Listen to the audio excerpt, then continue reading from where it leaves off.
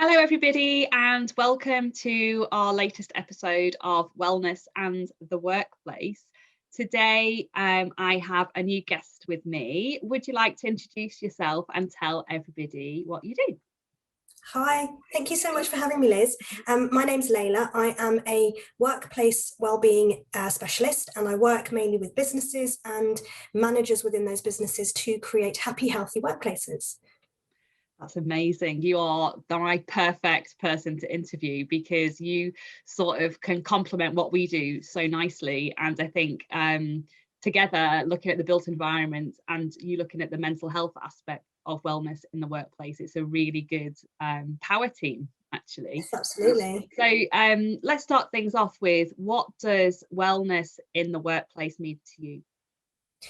Oh, so many things. I think mainly it means creating an environment for people to be their best selves, which is why I think the work you do, like you said, really complements sort of the holistic well-being I work on, because it's about creating that environment. So whether it's through the built environment or whether it's through the felt environment, it's creating a place where people feel like they can show up and be their best. Because as we know through so much research, both qualitative and quantitative, we know that when people are able to show up and be their best selves, they are happier, they're more motivated, they're more focused, and that means that they do better work. And so there is a real correlation between people's happiness and their output. Yeah, absolutely. I think you hit the nail on the head there with that holistic approach. It's about looking at both sides of the workplace. It's not just about sort of the HR providing the right things for their employees in a sort of mental health capacity and being able to talk and, you know, awareness. It's good to chat. I think there's a campaign at the moment, isn't there, about it.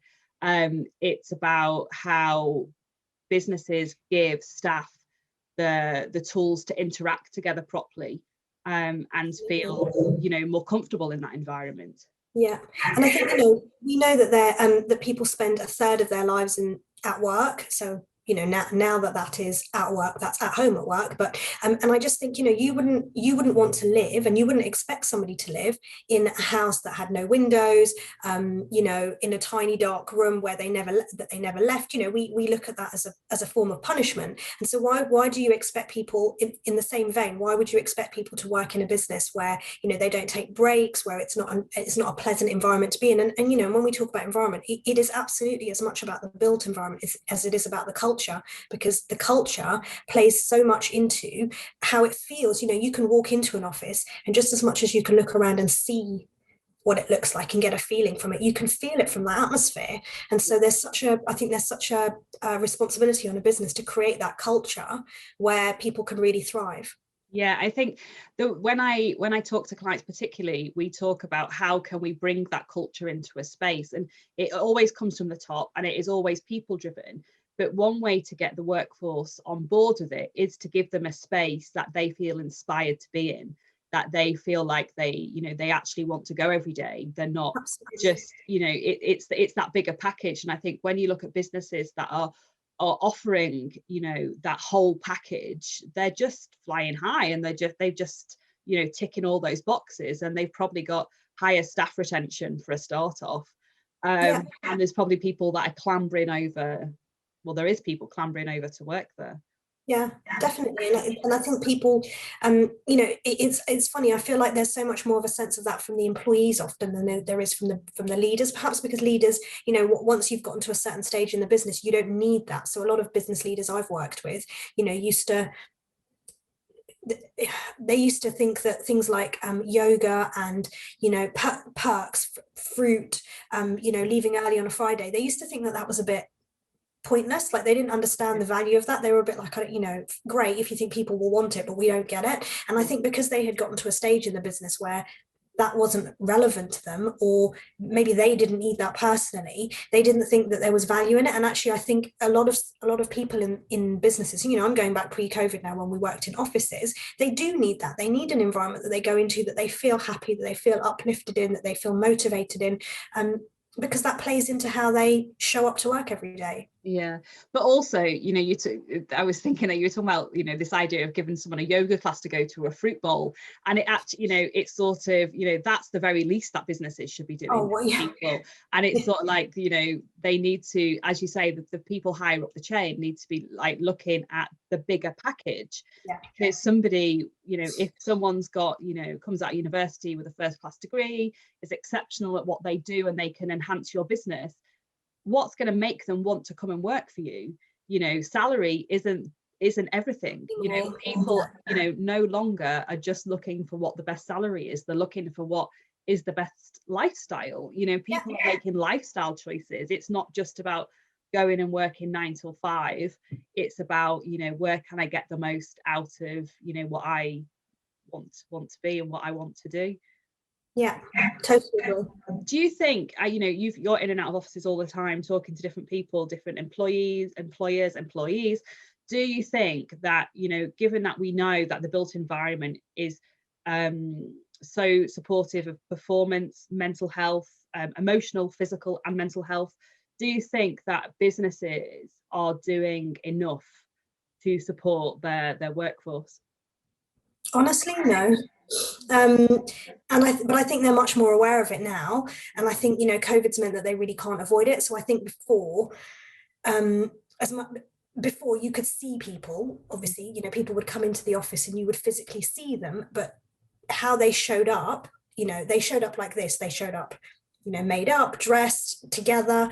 You don't always know what's going on behind the scenes. And I think COVID has meant that you can see into people's lives. And I'm not suggesting that, you know, the majority of employees show up in their pajamas, you know, stressed, but there's a lot less definition between their home life. You know, I could have kids running around in the background. I could have a stressed out partner. I could have, you know, elderly parents coming in. Like, at the end of the day, our home has become our work. And so I think that has meant that businesses can't avoid seeing people as their whole, even though they're not seeing them face to face. As people, not just employees.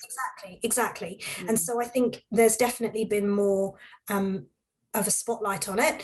I think that businesses have had that, a lot of them have had to take their blinkers off. You know, a lot of businesses have said, oh yeah, we have a great, you know, workplace culture. And actually when it comes to doing it remotely, when it comes to communicating with people over Zoom, it's shown that actually their communication is poor because, you know, they haven't informed people of what's going on. I've heard of huge companies where, you know, they've sent emails out to inform people that they're on furlough, and they haven't even like done a proper mail merge, and they've just done dear employee, and they haven't told their managers first, and so people have found out by email that they're on furlough. Like, you know, just really basic things that you would think, you know, is a basic procedure or basic way of handling people as people and humans.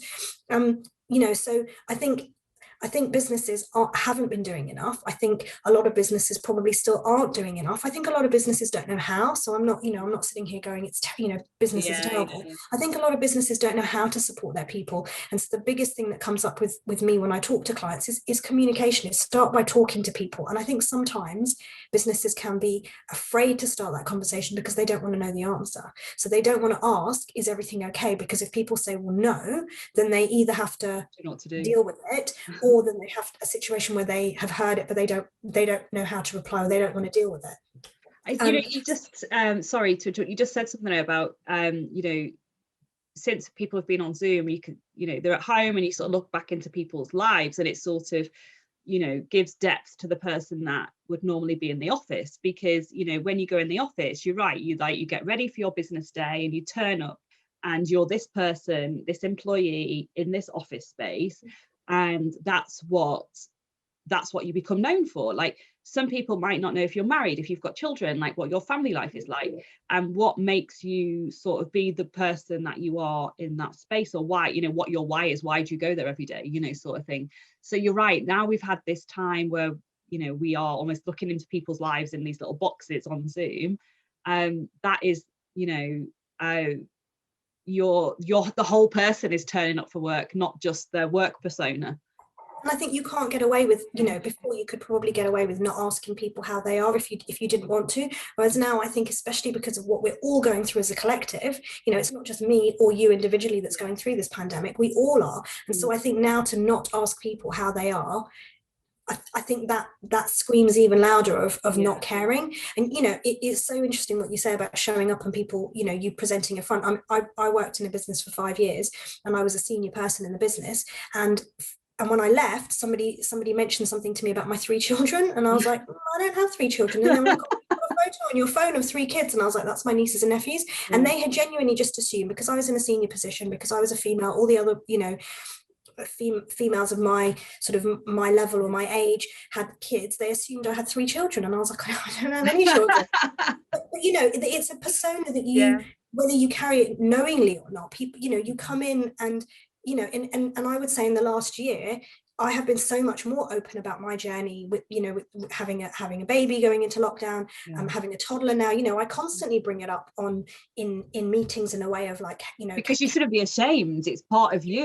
Also, it plays so much into our work lives, into how we run our businesses, into my boundaries, into in the early lockdown days, he would be next door with with my partner, and he would be making noise, because kids make noise and they play and they cry, and and I wouldn't apologize, but I would make reference to it, because I thought, I'm not going to pretend that he doesn't exist. And I think when you go into an office, you can leave that part of you at home, because it is something that there's a much bigger separation. And I think now businesses have a real responsibility to look after the whole person, and of course it's our own individual responsibility to take care of our well-being, but I think the business has to create that space for that to be possible. Yeah, absolutely. Statistics have just come out this week about I think, I don't quote me, I think 60% of people aren't going to go back to working in the office on a full-time basis. That is, in fact, it could be more than that. I'd have to check my things, but that's massive, but the workforce will still be there. They'll just be elsewhere. We've proven now that we can work from home successfully. So there's going to be there's businesses that have suffered, which who have now left the market, which is awful. There's been lots of job losses, but there's also massive growth as well. And there's people who are, dare I say that word, pivoting, that are still like changing and looking how now we can get people back. From next week, as we record this now, we're a week away and we're allowed to hug. And then, it's massive. So it won't, there are people back now in the office, but still, people are waiting for another couple of months before they go back, and now is this opportunity of time where business owners can make changes, to get people back in. So if we've spent this last year how we interact with people, over Zoom, and realizing that the person is the whole person, it's not just the person that rocks up every day at the office. Now if the office is going to open up, what can we do to make people want to be there, and how, what have we got to do so it's best for the operationally, flexible workspace, reconfiguring spaces. So instead of having 100 desks, we've only got 40 desks. What's this world now going to look like? What's the office going to look like? Essentially, it's an exciting time, I think. Have you spoken to anybody about changes they're going to make in their spaces? I talk to businesses more about how they support their teams, and again, I think the biggest aspect of that is talking to people and asking what they want. And again, I think it's a tricky time for businesses, because you have to navigate, meeting individual needs, and one person might want to do 3 days, and another person might want to do full-time working from home, and another person might really want to come back to the office. And so it's not an easy task ahead for businesses, but I think, like you say, there's such opportunity, because employees have shown that they can work from home. That there is a real potential to create a more global workforce, a more engaged, dynamic workforce. Imagine how much more flexible people can be, working different hours. You're not having to physically go into the office to have a meeting, and so you can do meetings at different times of the day, with greater flexibility.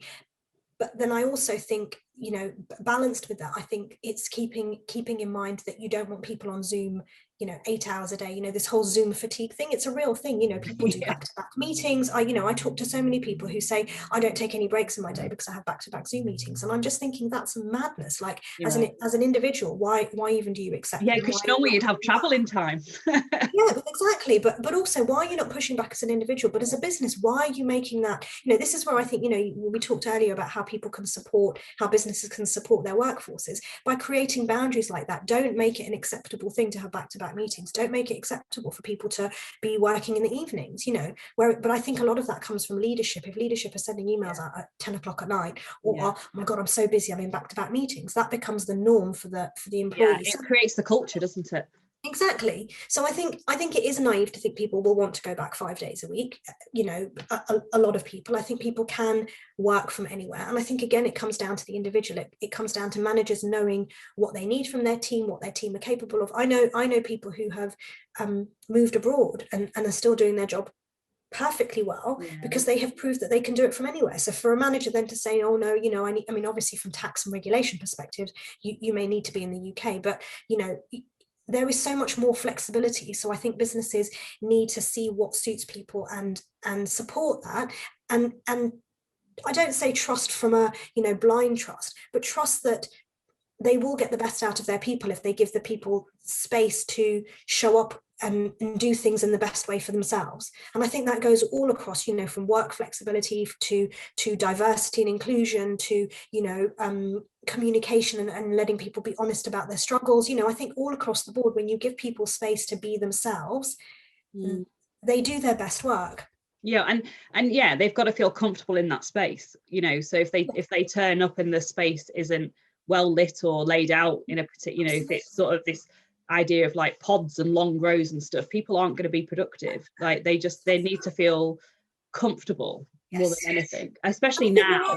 There are lots of people I know who want to go back to the office. You know, I had a meeting with a client last week or the week before, and she was calling from the office and she was so excited. She was like, I've come in for a couple of meetings, and she was doing the call from the office and she was like, it's amazing, I'm getting to see my colleagues, and you know, there's a couple of us who are here. And you know, I think a lot of people miss that that connection, and that's completely understandable. So I think for businesses to have, this is why I'm saying I know it's not an easy task ahead, because you know, like you said, do you have an office space for half the people, do you have it for everybody? But I think, you know, it doesn't have to be a knee-jerk overnight thing. You know, we've been in this situation for a year, so I think if businesses can sort of understand what works best for themselves and create something, a hybrid that works, where there's space for people to go in when they can, when they want to, when they need to, and also to work from home. And you know, it is going to be, I think this is a real opportunity for managers to step up and be amazing leaders, because I think it will work well business to business when they have good managers who can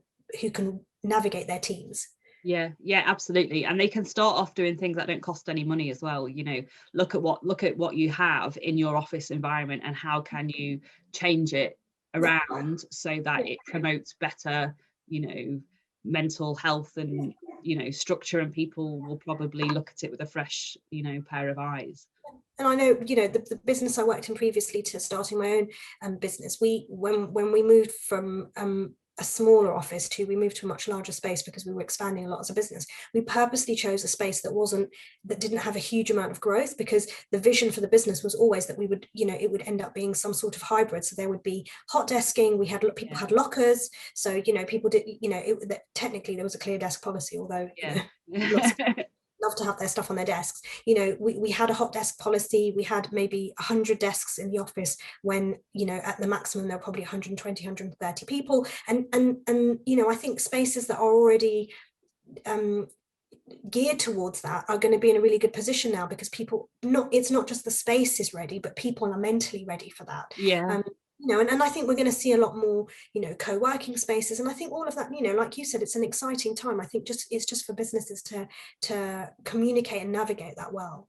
Yeah, I was chatting to someone about co-working spaces and, you know, working on your local high street. So there's, you know, all these empty shops now on the high street, and why can't some of those be turned into co-working spaces where, you know, instead of you going into London every day or to, you know, your nearest major city to sit at your desk for 8 hours or whatever, you know, and instead of you sat at home, why can't you go on your high street, I would love that. Co-working, absolutely. What these co-working spaces, you've got internet, you've got plug socket, there's coffee to buy, or green tea in my case, because I don't drink coffee.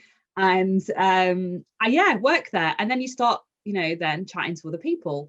And, as small business owners, we are naturally, we're sort of like hunters. We're always networking, we're always chatting to people.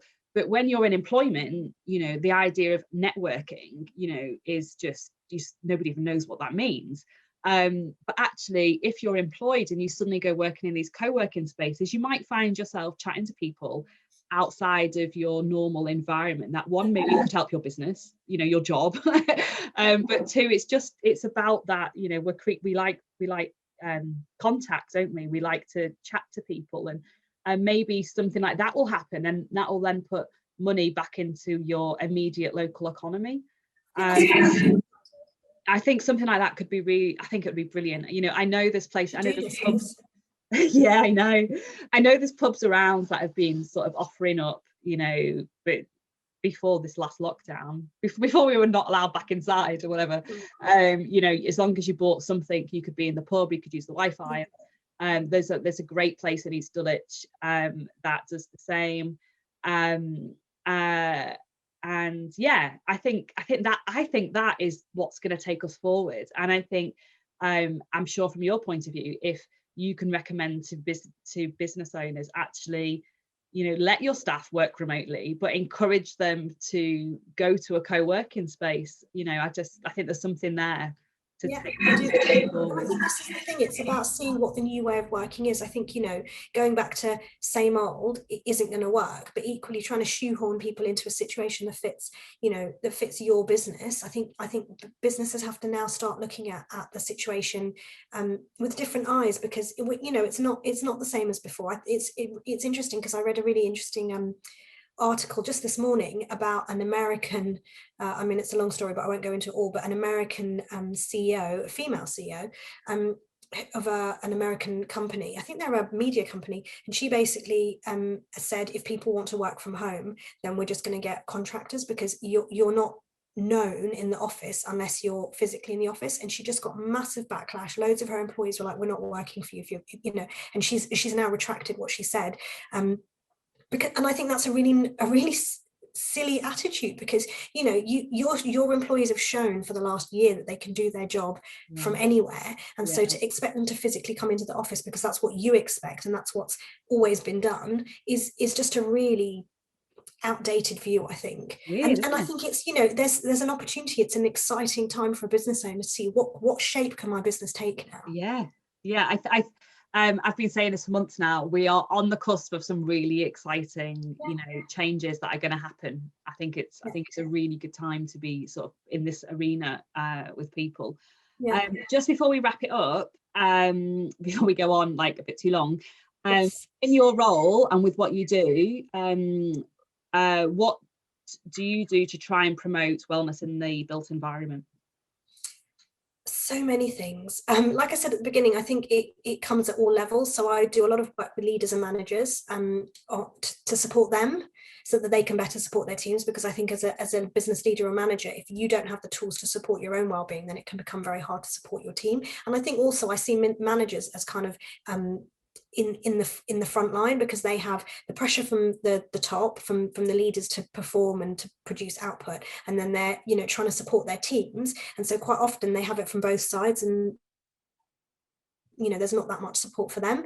So I do a lot of work with that level, senior managers, leaders, to support them, and then also to put those strategies into the business. So whether it's culture strategies, whether it's sort of holistic well-being strategies, and like we said earlier about the fruit and the yoga, that's the icing on the cake. For a lot of the well-being work that I do, if it never ends in yoga, Pilates, or even mindfulness, which is my background, then I'm fine with that, because I would rather a company has a healthy culture and they don't have a well-being program because they don't need it, but they have a healthy culture, than that they stick in this week is mental health awareness week, and the number of businesses that do something in this week because it's mental health awareness week and nothing for the rest of the year, and then nothing for the rest of the year. And I just think I've seen it, again, it's such a shame because, you know, why start something that you don't then carry on? Wellbeing isn't something you do one day a week.